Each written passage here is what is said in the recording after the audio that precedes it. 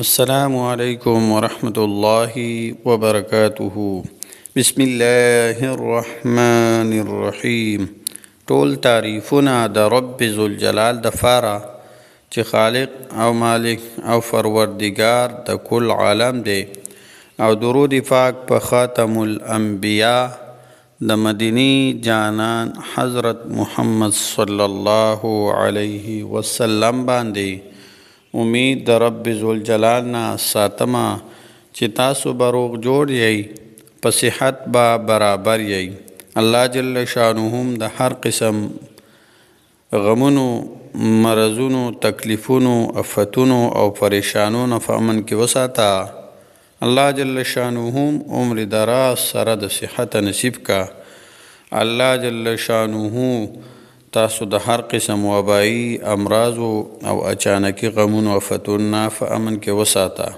عزتمندو مانن د هغه رونو خویندو د فاره میندو د فاره وظیفه راوړې ده چې کم خلک په مخ باندې داغونه وي یا پې هغه میخونه وي یا بل څه دانې وغیره وي، او مخې د هغې د وجې نه بدرنګ شوی، بدصورته شوی، یعنی ښایسته نه وي، بدرنګ ښکاري.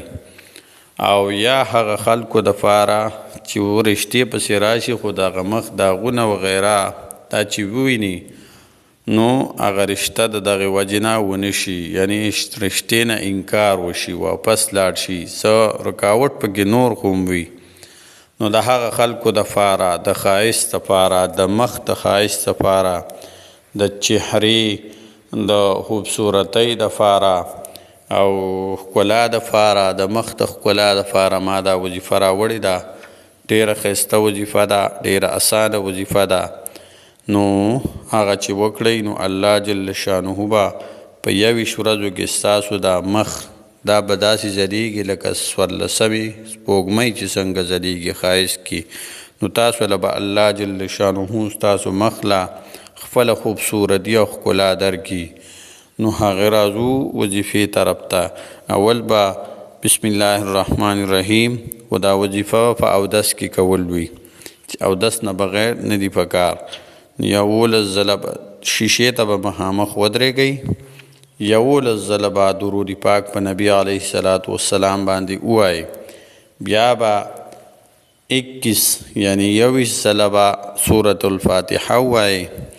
بیا به د هغې نه بعد 100 پیرې یا مصور یا مصور یا مصور دا به 100 پیرې ووایئ. بیا به د دې نه وروستو درود پاک 11 ځله بیا ووایئ. او که تاسو مثال په طور یو قسم دوایي د مخ دپاره استعمالوئ یا کریم وغیره استعمالوئ، په هغې باندې به شف کړئ او هغه به په مخ باندې پورې کوئ، یا به په خپلو لاسو باندې شف کړئ او په دې خپل مخ باندې به دغه لاسونه راکاږئ. نو چې هر قسم تاسو په مخ استعمالوئ یا دا خپل لاس چې کوم دی په دې باندې شف کړئ، خپل لاس هم پرې راښکله شئ.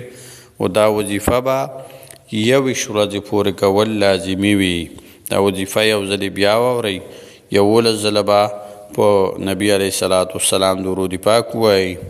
بیا به 21 ځله یعنی 21 مرتبه دا به سورة الفاتحه سره د بسم الله ووایئ.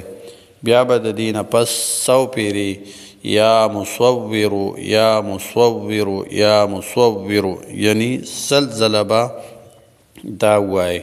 بیا به 1 ځله درود پاک ووایئ. مثال په طور تاسو یو کریم استعمالوئ نو په هغې به شف کړئ او بیا به په مخ باندې پورې کړئ، ومږئ به. او که نه هغه نه استعمالوئ نو په خپلو لاسو به شف کړئ او هغه به په مخ باندې را خپل لاس راکاږئ.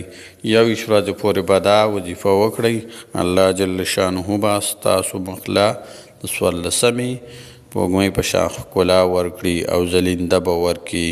السلام علیکم ورحمة الله وبرکاته.